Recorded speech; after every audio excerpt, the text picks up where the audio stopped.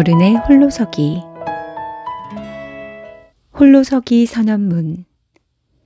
나는 왜 평생 공부해야 하는지 깨닫고 앞으로 전문성 강화를 위한 핵심 주제를 정하고 내가 정한 분야의 좋은 책을 매일 읽고 그 책의 내용을 토대로 매일 글 쓰는 습관을 정착하고 주제와 관련된 양질의 데이터를 축적하고 이렇게 모은 전문 분야의 지식을 바탕으로 신지식 전문가로서 생산해낸 유무형의 지식 상품을 통해 세상에 선한 영향력을 전하는 삶을 살 것이다.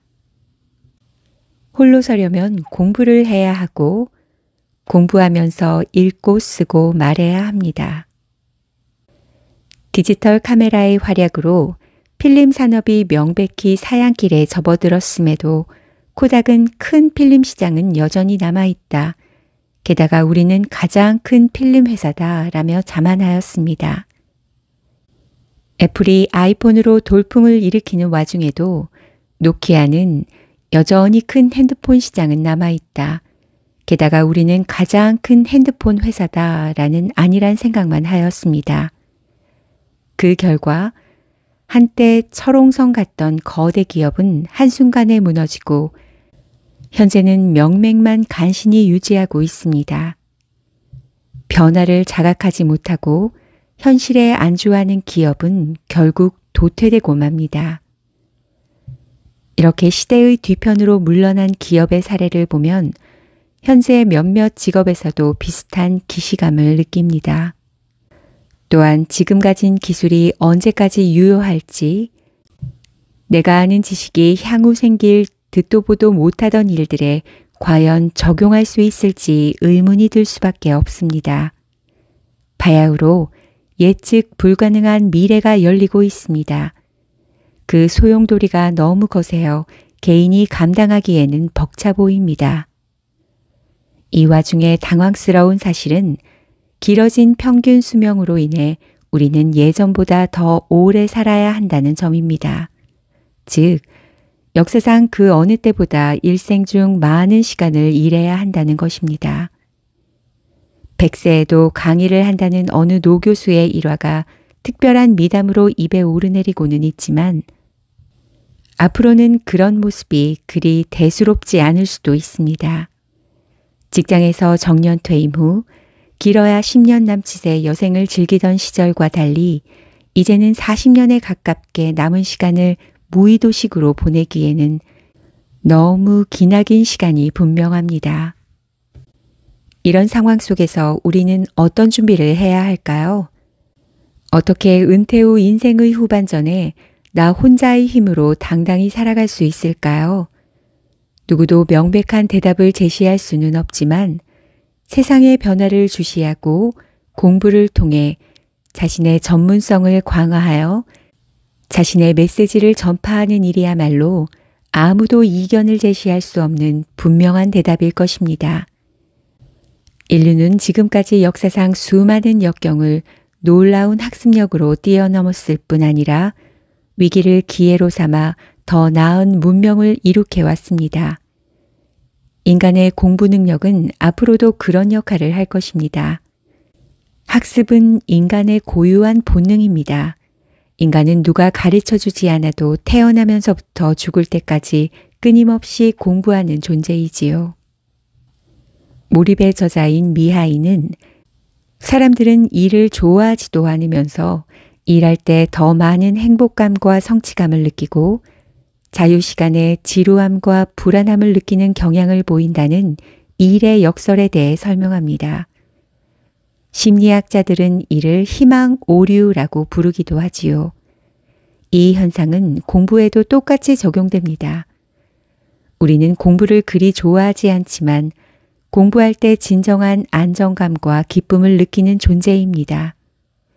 이렇듯 우리는 평생 공부해야 하는 존재입니다. 그렇다면 어떻게 공부하며 진정한 자신의 모습으로 홀로설 수 있을까요? 근 비용과 에너지, 시간을 들이지 않고도 가능한 방법이면 좋겠습니다. 이왕이면 재미도 있고 무엇보다 현재 학습의 결과가 잘 축적되어 꾸준한 성과를 내는 것이면 좋겠습니다. 바로 그런 방법이 있습니다. 유익한 책을 제대로 읽으면서 학습하고 그 결과를 차곡차곡 데이터로 쌓아 유무형으로 나만의 메시지를 만들어가는 것입니다. 축적된 노하우와 메시지는 나를 당당히 홀로 설 수 있게 할 것이고 경제적 부가가치를 창출하며 타인에게도 긍정적인 영향을 줄 것입니다. 어른이 홀로 서는 방법. 홀로 서기를 위한 아침 공부. 아침 공부란 시험을 잘 보기 위해서 하는 공부가 아니라 일상의 방해를 받지 않는 이른 아침 시간에 오롯이 내 성장을 위해 몰입해서 하는 공부를 말합니다.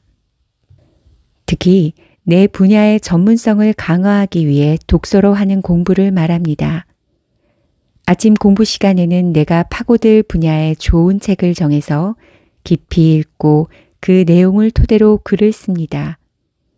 쓴 글은 블로그에 올리거나 팟캐스트로 녹음, 유튜브 영상 제작에도 활용할 수 있습니다. 물론 무리하지 말고 주어진 시간 안에서 힘이 닿는 데까지 하면 됩니다. 아침 공부는 매일 아침 1시간 반 정도 하는 것을 추천합니다. 개인마다 다르겠지만 1시간 반은 집중을 위한 최소 시간이라고 할 수 있습니다. 아침 공부로 얻은 지식은 인간의 의식 속에 일시적으로 존재하는 단기 기억에 잠시 머무릅니다. 시간이 흐른 후 머릿속에 평생 저장되는 장기 기억으로 전환되는데 장기 기억의 내용은 대부분은 강한 충격으로 인식된 기억만 남게 됩니다. 이 기억이 언제든 활용 가능한 살아있는 지식이 되려면 익힌 지식을 자주 떠올려 보면서 정신활동이 이루어지는 작업장인 작업기억 안에서 응용해야 합니다. 이처럼 아침 공부 시간에 깊이 학습하고 이를 일상 속에서 반복하면서 이론과 실제가 어우러지게 하면 학습 효과를 극대화할 수 있습니다. 메신저가 되기로 선택하라. 브래든 버처드의 저서 백만장자 메신저에서는 다른 이들에게 조언과 지식을 제공하고 대가를 받는 1인 기업의 의미로 메신저라는 단어를 사용합니다. 여기에서는 메신저를 3가지로 나눕니다. 이제까지 살면서 거둔 특별한 성취를 바탕으로 한 성과 기반 메신저, 무엇에 관심을 두고 공부해 왔는지에 따른 연구 기반 메신저, 사람들이 신뢰하고 존경하고 따르는 롤 모델형 메신저입니다. 이 3가지는 각각 분리된 것이 아닙니다. 메신저로 살아야겠다고 결심하였다면 성과 기반 메신저이면서 동시에 연구 기반 메신저이자 롤 모델형 메신저가 되어야 합니다. 다시 말하면 성과를 기반으로 연구를 병행하면서 다른 이들의 롤 모델이 될 수 있도록 노력해야 합니다. 아무리 자신이 그간 화려한 성과를 거두었다 할지라도 공부와 연구를 멈추면 메신저로서의 생명은 오래갈 수 없습니다. 앞으로도 유효한 성과를 유지하기 위해서는 꾸준한 공부와 연구로 전문성을 강화해야 합니다.